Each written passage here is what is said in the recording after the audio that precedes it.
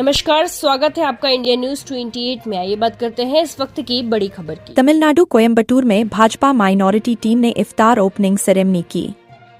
कल शाम 5 बजे कोयम्बटूर के निजी होटल में इफ्तार का ओपनिंग सेरेमनी रखा गया था। इस प्रोग्राम में भारतीय जनता पार्टी के नेशनल सेक्रेटरी वेलोर इब्राहिम, विश्वकर्मा जगतगुरु श्री लश्री Bapuji Swamigal, national general secretary पडर Emmanuel Jacob, pure light Christian federation के प्रेसिडेंट और तमिलनाडु पांडिचेरी फेडरेशन के state organisation secretary Varadarajan, state secretary रिक रवि, वे और सभी स्टेट डिस्ट्रिक्ट एडमिनिस्ट्रेटर, मुस्लिम और क्रिश्चियन भाई बहन शामिल हुए। जब जगतगुरु श्री बापूजी स्वामिगल ने बात की तो उन्होंने इस बात पर जोर दिया कि अम्बे शिवम सभी लोग बोलना चाहिए। भगवान रोशनी और प्यार का रूप हैं और सभी को खुद को बिना किसी भेदभाव के हिंदू, मुस्लिम, क्रिश्चियन समझना चाहिए। स्टेट क्राइम रिपोर्टर सुब्रमणी की रिपोर्ट। எல்லோரும் இன்புற்றுவாங்க.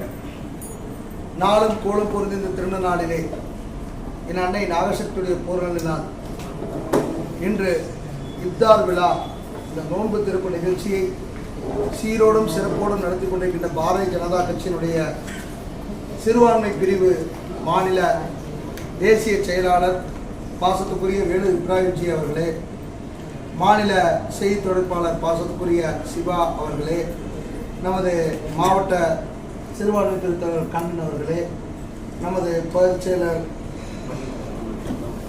ராம்குமார் அவர்களே,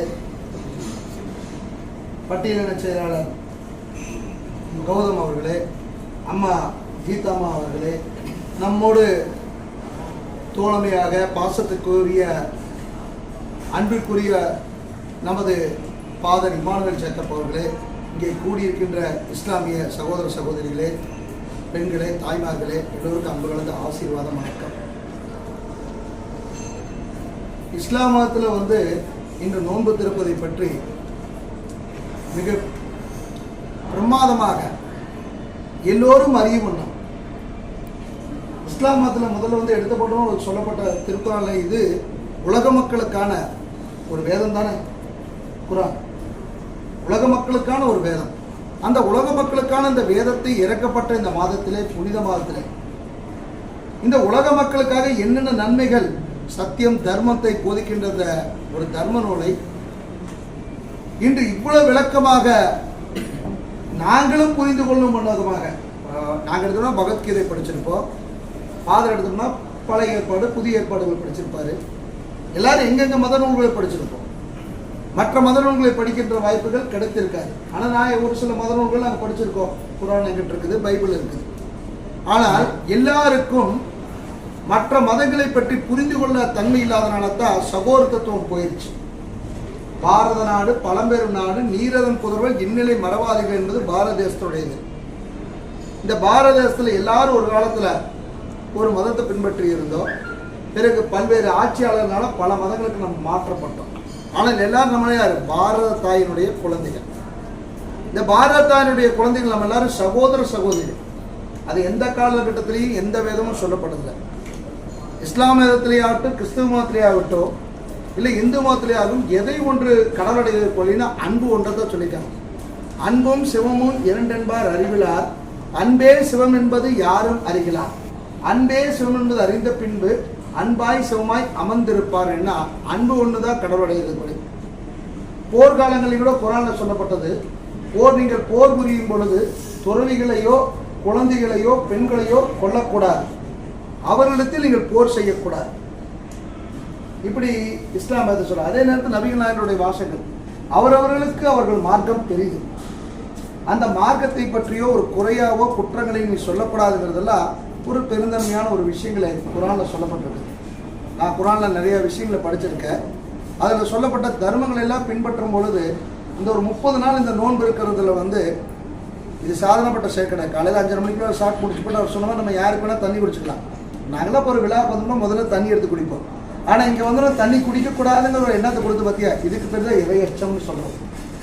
இன்னைக்கு பூமியில் குரானில் சொல்லப்பட்ட சுருவுதர காலம் தான் நடந்துட்டு இருக்குது. சுருவுதர காலம் தான் உங்களுக்கு எல்லாம் தெரியும். கலிகாலம்னு இந்து மதத்தில் சொல்லியிருப்பாங்க. அவ்வளவு அதர்மங்கள் நடந்துட்டு இருக்குது. எங்கே பார்த்தாலும் பாலியல் வன்முறை, கடந்த 25-30 நாட்களாக தமிழகத்தில் மோசமான பாலியல் வன்முறை நடந்துருக்கு. எங்கே பார்த்தாலும் கஞ்சா, போதை, சட்டவிரோதம், ரொம்ப செயல்பாடுகள், கொலை, கொள்ளை, இதெல்லாம் ஏன் நடக்குது? எல்லா உயிரும் இன்புற்று இருப்பதை தவிர வேறொன்றும் அறியவில்லையே பராபரமேன்னு தாய்மான சுவாமி சொல்லியிருக்காரு. அப்படி எல்லா உயிரும் இன்புற்று இருக்கோன்னு நினைக்கின்ற ஒரு ஆட்சியாளர் ஆட்சி செய்தால் நிச்சயமா இது போன்று நடக்காது. ஏதோ இஸ்லாமிய மக்களை ஏமாற்று விதமாகத்தான் இன்றைய திராவிட முன்னேற்ற கழகத்துடைய தோழமை கட்சிகள் இப்தார் விழாவை நடத்திட்டு இருக்குது. இதை நான் செய்தி ஊடகத்தின் மூலியமா சொல்றேன். காவல்துறை இருப்பாங்க, அவங்களுக்கு ரெக்கார்ட் பண்ணிக்குவாங்க. ஏன் என்ன சொல்லணும்னா, நம்முடைய பாசத்துக்குரிய நம்முடைய வேலு இப்ராஹிம் சொல்லும் போது அவர் என்ன சொல்லியிருக்காரு, மத நம்பிக்கை விட தெய்வ நம்பிக்கை முக்கியம். மதம் என்பது விஷயமல்ல, மார்க்கம். மனிதன் வாழ்வதற்கு ஒரு நல்வழிப்படுத்தக்கூடிய மார்க்கம் இஸ்லாம் மார்க்கம். ஒரு மனிதன் நல்ல விஷயத்தை தெரிந்து கொள்வதற்கு ஒரு கிறிஸ்துவ மார்க்கம், ஒரு சீக்கிய மார்க்கம், இந்து மார்க்கம், சனாதன மார்க்கம். அப்படி இருக்கின்ற காலகட்டத்திலே இந்த மார்க்கத்தின் மேலே நம்பிக்கை இல்லாதவர்கள், உலகத்தில் தெய்வம் இருந்தா நல்லது, தெய்வத்தை நான் பார்த்ததில்லை. சமீபத்தில் கூட கனிமொழி அவர்கிட்ட தெய்வம் கடவுளை பற்றினா, கடவுள் நான் பார்த்ததில்லை, கடவுள் என்பவர் இல்லை, கடவுள் இருக்க போவதும் இல்லை அப்படின்னு சொல்றவங்ககிட்ட போய் நீ இஸ்லாம் மதத்தை பற்றி நீங்கள் பண்ணீங்கன்னா எப்படி இருக்கும்? அவங்க எதை நினைச்சு அந்த இஃப்தார் விழாவை செய்கிறாங்க? நீங்கள் எவ்வளவு பக்தியாக, எவ்வளவு நேர்த்தியாக, எச்சிலையும் கூட முழுங்காமல் இருந்து பசியோட இறைவனையே நினைத்து அந்த தொழுகையை நடத்தி அந்த நோன்பு என்ற புனித திறப்பு விழாவை கடவுள் நம்பிக்கை இல்லாதவர்களோடு செய்யும் பொழுது இறைவனுடைய அந்த வேதங்களுக்கு செய்கின்ற துரோக செயலாக உண்மையிலே நம்பிக்கை இல்லாதவர்கள்ட்ட கிறிஸ்துவ மதம் சொல்ற விசுவாசம் எவன் இருக்கிறானோ அவன் விசுவாசிக்கப்படுவான். பைபிள்ல சொல்ல எவனுக்கு விசுவாசம், எவன் என் மேல் விசுவாசமாக இருக்கின்றான், எவன் ஒருவன் தேவன் மேல் விசுவாசமாக இருக்கின்றான், எவன் ஒருவன் இறைவன் மேல் விசுவாசமாக இருக்கின்றான். விசுவாசம் என்பது என்ன? நம்பிக்கை. வேதங்கள் சரங்க தேனுகத் பரித்ராணா பிரயாணா சர்வகரே தேவி நாராயண நமஸ்துதே சர்வ ரூபே சர்வேசே சமன்விதே பயவ துர்கா தேவி நமஸ்துதே.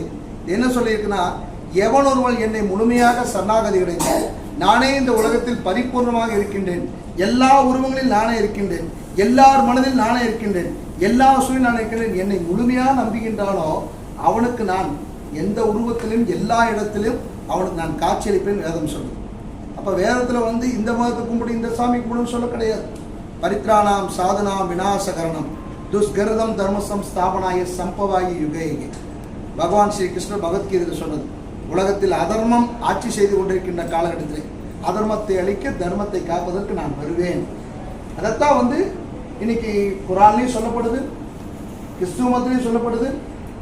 மூசா நபி நிச்சயமா ஈசா நபி வருவார்னு சொல்லப்படுது. அதுபோன்று 3 மதங்களும் ஒன்றை மட்டுமே போதிக்கின்றது, அன்பு. எல்லா விதத்தையும் அன்பு. தற்போது ஏற்பட்டிருக்கின்ற இந்த அபாயகரமான போர் சூழ்நிலை, எத்தனையோ உயிர்களை பாதிச்சிருக்கிற சூழ்நிலை, அபாயகரமான அந்த சூழ்நிலை மாறி அன்பு நிலைக்க வேண்டும், எல்லா உயிர்களும் நன்றாக இருக்க வேண்டும். ஈரான் மற்றும் வளைகுடா போர்கள் இதெல்லாம் தீர வேண்டும். இந்த இடத்துல எல்லாரும் ஒரு நிமிஷம் பிரார்த்தனை நீங்கள் பண்ணிக்கங்க. ஏன்னா எல்லா உயிர்களும், அங்கே இருக்கிற ஒரு உயிரும் நம்ம உயிர் தான், அவங்க அழுத குழந்தைகள் தானே நம்ம அழுத மாதிரி தான். அதனால் அதையும் ஒரு மனசு நினைச்சு தவறு செய்பவர்களை இறைவன் நிச்சயமாக தண்டிப்பார். தவறு செய்பவர்களை அவர் யாராக இருந்தாலும் சரி, எவ்வளவு உயர்ந்த பொறுப்பில் இருந்தாலும் சரி, எவ்வளவு உயர்ந்த பதவியில் இருந்தாலும் சரி, மேலே இருக்கின்ற இறை நம்பிக்கை நமக்கு இருக்கின்றது. அந்த இறைவன் நிச்சயமாக தண்டிப்பார், நல்லது நடக்கும் என்று இந்து, கிறிஸ்துவ, இஸ்லாமிய சகோதர சகோதரிகள் நாம் ஒற்றுமையாக இருக்க வேண்டும் என்று வேண்டிக் கொள்கிறேன். எல்லாம் வல்ல இறையருள் உங்களுக்கு கிடைக்கட்டும், சாந்தியும் சமாதானம் உங்களுக்கு பெருகட்டும். உங்கள் வாழ்வு சிறப்படைய பொன்னான ஆசீர்வாதங்கள்.